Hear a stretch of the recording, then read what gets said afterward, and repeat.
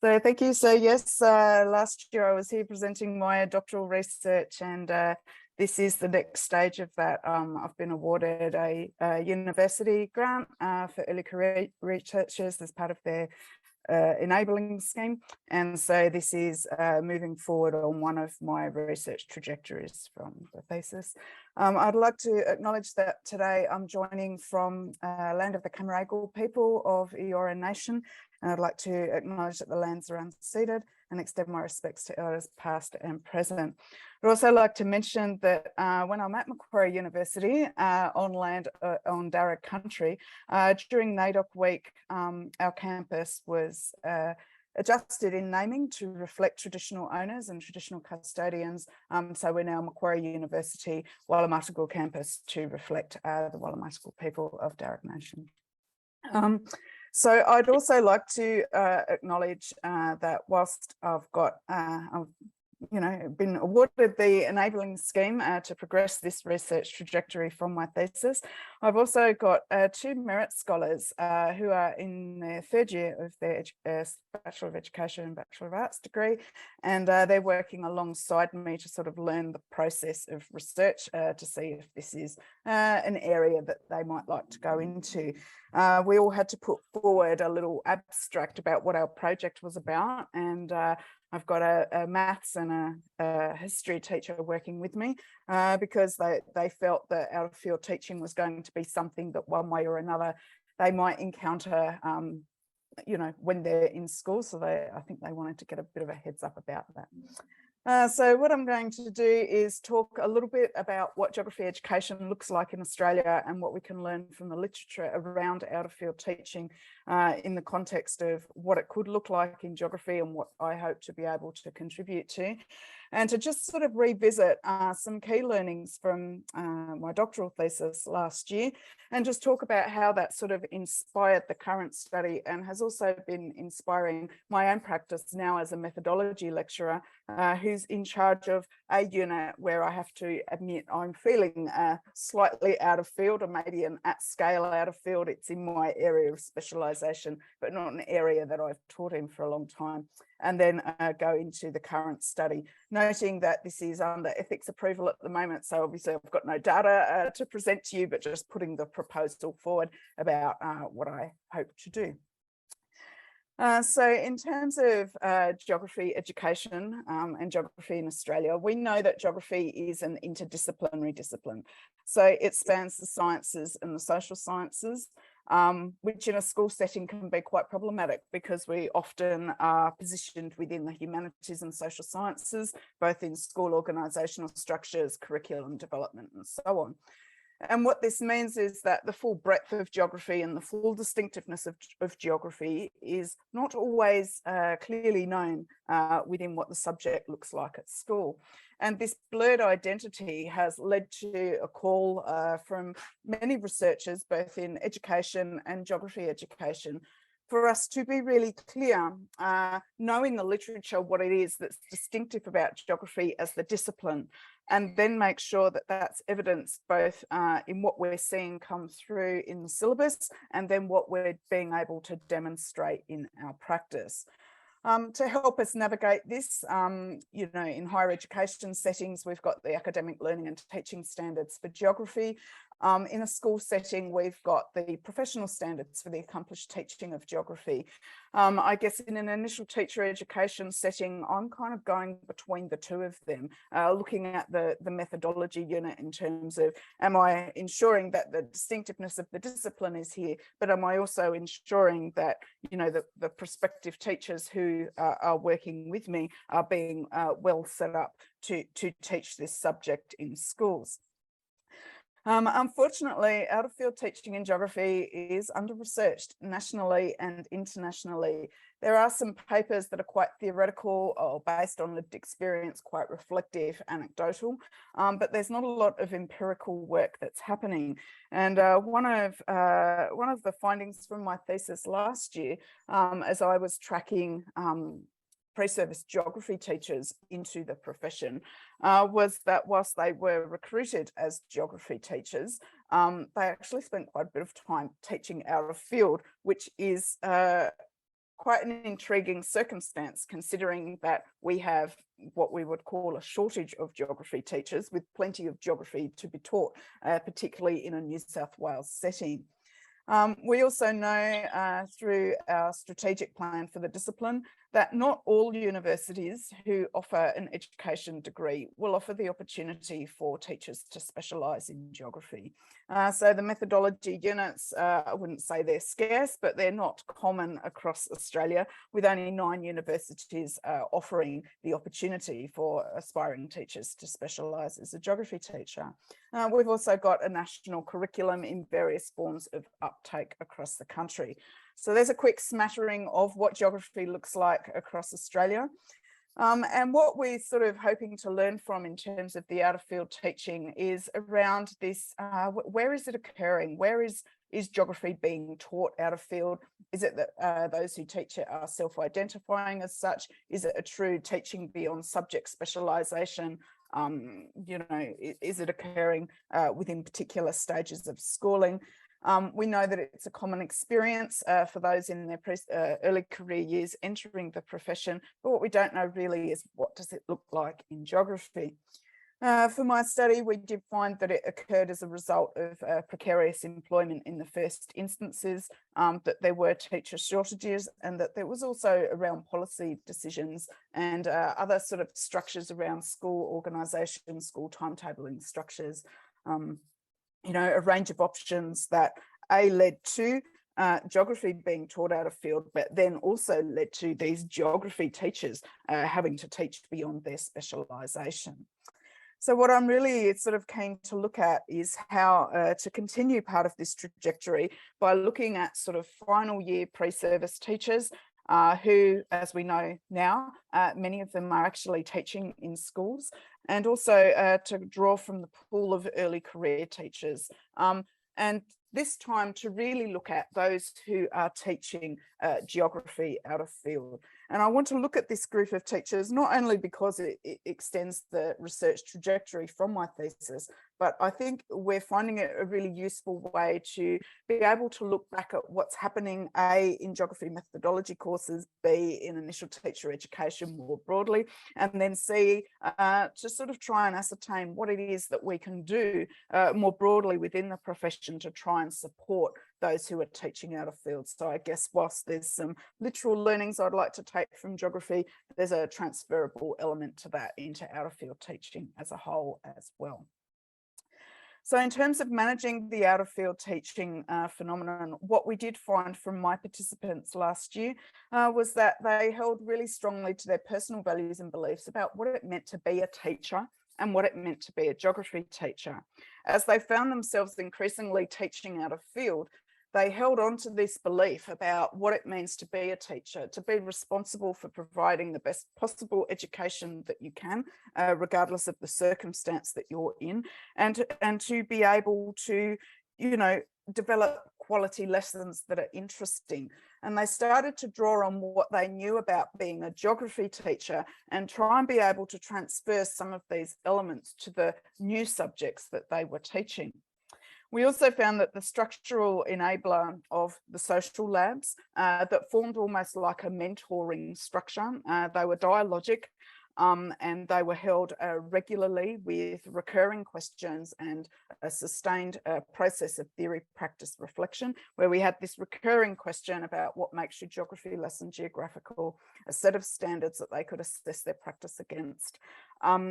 It was this familiarity and this safe space of being able to share their concerns about transitioning into the profession, what they were thinking about geography teaching, and then as time went on, how they were starting to insert the new subject name into the overarching question that I had, and being able to look at the standards for geography and start to think, all right, if there are particular elements about the way geography is taught, then surely that must exist for this new subject I'm teaching. How do I go and find out about that? And one of the ways in which they did that was through engaging with expert others in social media, through professional associations, through, in school networks and beyond school networks as well. The quote here is really just from one of a student in here, Anna, who came into the methodology and the doctoral study sort of identifying herself really as an out-of-field teacher for geography, but using what she was learning about how to teach geography to be able to sort of transition into that identity of I teach geography, and then how she was able to use that and then transfer that learning into multiple subjects. And it was this whole idea about, she knew very well what it was to be a history teacher and to think historically. She started to think about that in terms of what that then meant to think and teach geographically. And then for those of you who may remember the presentation from last year, Anna taught agriculture, technologies, commerce, you name it, she taught it, and was going through that process of transferability. Unfortunately, what we also knew from out-of-field teaching was that whilst there were plenty of enablers for their practices, there was also some constraints. And the main constraint came out personally as part of their well-being, which then affected the way in which they started to teach. And then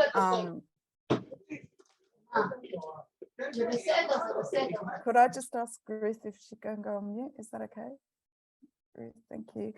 And then with the structural constraint about feeling that they were underprepared within an ITE setting. And I guess that begs the question of us, what is it that we can do about it? What can we learn from this research to help make it a bit better? Overall, we determined that out-of-field teaching, amongst my participant group anyway, was a key feature of transitioning in the profession. So then learning from this and learning how they sort of transferred some of their learning about, how to teach geography in a geographically distinctive way, I realised that I was in a situation myself where I was now in a convening role for an economics and business studies methodology unit. And for me, that was something where I was feeling slightly out of my depth in subjects that I taught in school a while ago, but being new into the university in a lecturer role and previous people leaving this then became part of my workload. I was like, all right, let's learn from my research here. What is it that I need to sort of absorb? What can I do? And what did I draw on? And of course, my personal values and beliefs about the fact that, here I am responsible for designing and developing a course that's going to mold these future teachers. I'm starting to look at a recurring question. So instead of what makes my geography lesson geographical, it's like what makes my, economics, business, commerce lesson distinctive? Have I got a set of economic standards that I can draw on? I did find some. Are there threshold concepts that underpin the discipline of economics and can be transferred across into business studies and economics? Yes, there were. Was I able to find that through the literature? Yes. Were there researchers that I could draw on and tap into their work dialogically or through reading their work? Yes, there was. Was I able to engage in professional learning? Was that a culture of support in my workplace? Yes, it was. Were there those type of structures available? Yes, there were. And so through that, it was able to help me confirm that I was on the right track and developing a course that was going to set up these aspiring teachers for economics, business studies and commerce quite well. But then the opportunity came along to apply for an early career researcher grant. And so I looked at the work I've been involved in with the collective and the report that was released earlier in the year, looked at some of the research trajectories of my thesis and realised that we don't actually really know empirically what's happening with those who are teaching out of field in geography. And so here comes the current study. So what I would really like to be able to understand is to gain more insights into what teaching geography looks like for an out-of-field teacher, ideally within the sort of final year of pre-service and within their early career years. We also really need to ascertain how useful the JOG standards, and I'll go through them in a minute, are for those who are teaching out of field. We tested them out with sort of specialist and in-field teachers, and the JOG standards are drawn from the experienced and specialist teachers, but there's nothing yet that's been done to work out how useful these sets of standards are for helping the practice of those who are teaching geography out of field. Also, I guess another thing that we'd really like to know, based on my research trajectory, is how helpful a structured process of theory, practice, reflection is for those who are teaching a subject out of field. So my research questions revolve around how do pre-service and early career teachers interpret, respond to, and act upon the circumstance of teaching geography as a subject beyond their specialisation. But that's a bit of a mouthful. So to break it down for my participants, as part of the recurring question that they'll be exposed to during data generation, we'll be asking them the question to reflect on and discuss about what is it that makes their geography lesson geographical. And for them as an out-of-field teacher, what are their 2 stars and a wish about teaching geography? So I'm really hoping to drill into what are they feeling kind of good about, what are they feeling confirmed about, but what are they really wanting? You know, what are they really hoping to develop in their understanding about how to teach geography? So in terms of, sorry, I'm just moving things around so I can see my screen. In terms of research significance, we already know that out-of-field teaching in geography is empirically not very well understood. Ditto with that about the JOG standards, particularly in an early career context.